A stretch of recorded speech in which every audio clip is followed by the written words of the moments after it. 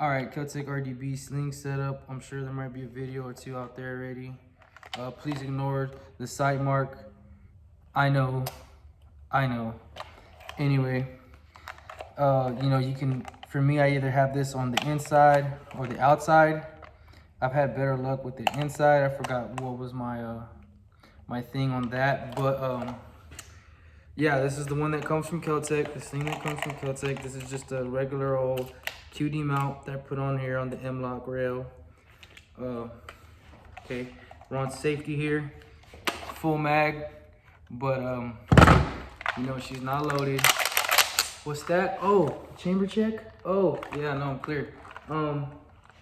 Anyway, yeah, so I can have, sometimes I'll hold it like this.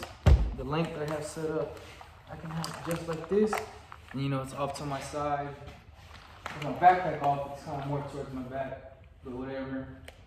And then, you know, like this, I can grab it really quick and bring it to a position I need to. Also, another way I have it, let me see, it's been a while, I don't really have it this way. Yeah, you know, just a basic way like this, because that way it's ready to grab and rock and roll. There's nothing in your way. It's not like it's super tight, you know.